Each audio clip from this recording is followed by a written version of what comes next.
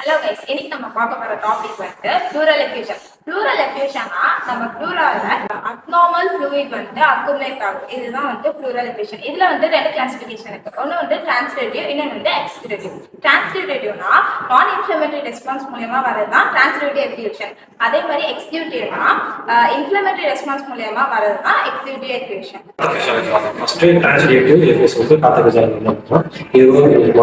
நான் இன்ஃப்ளமேஷன் ரெஸ்பான்ஸாக வரணும். Hydrostatic அதிகமானதுனால contribution கம்மியாகும்.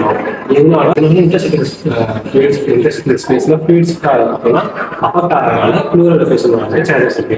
இது எக்ஸ்பிளேட்டிவ் என்ன பார்த்தீங்கன்னா பேக்டீரியல் இன்ஃபெக்ஷன் இருக்கிறதுனால டிக்ரீஸ் ஆகும் டிப்ரெஷன் போகும். அதனால ஃப்ளூயிட்ஸ் இன்டர்ஸ்டெல்லர் ஸ்பேஸ்ல ஃப்ளூயிட்ஸ் ஆக முடியாம இந்த எக்ஸ்பிளேட்டிவ் எஃப்யூஷன் வரதுக்கு சான்சஸ் இருக்கு. இப்போ எவ்வளோ கிளினிக்கல் மேனிஃபெஸ்டேஷன் பார்க்கலாம். நிமோனியா வந்துச்சுன்னா அதனால என்ன ஆகும் பார்த்தீங்கன்னா ஃபீவர் வரலாம், சின்னஸாக இருக்கலாம், ப்ளூகார்டிஸ் செஸ்ட் பெயின் வரதுக்கு சான்சஸ் இருக்கு. இது மேலிக்னன்ட் எஃப்யூஷன்லாம் வந்துச்சுன்னா பேஷண்ட்டுக்கு டிஸ்பீனியா போகிறதுக்கு சான்சஸ் இருக்கு, காஃப் வரதுக்கும் சான்சஸ் இருக்கு. செஸ்ட் பெயின் இருக்காங்க, டல்னஸாக இருக்காங்க. சம்டைம்ஸ் என்ன பார்த்தீங்கன்னா அவங்க ட்ரீட்மெண்ட் சவுண்டே வெளியே கேட்காம இருக்கிறதுக்கு சான்ஸ் இருக்கு. இந்த ஸ்மால் டு மாடரேட் டிஸ்பீனியா வர சான்சஸ் இருக்கு.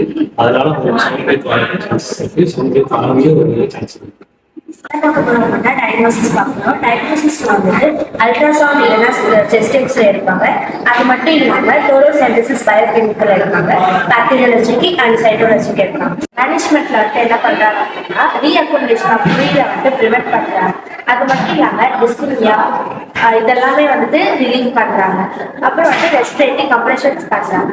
ஜெனரல் ட்ரீட்மெண்ட்ல என்ன பண்ணுறோம்னா டோரோசென்டிசிஸ் இருக்கு இல்லையா, அதில் வந்துட்டு நம்ம ஃப்ளூயிட் எல்லாமே ரிமூவ் பண்ணிட்டு அதில் இருக்கிற ஸ்பெசிமெண்ட்டை வந்து கலெக்ட் பண்ணுறோம். அது மட்டும் இல்லாமல் டிஸ்பினியா வந்து நம்ம ரிலீவ் பண்ணுறோம்.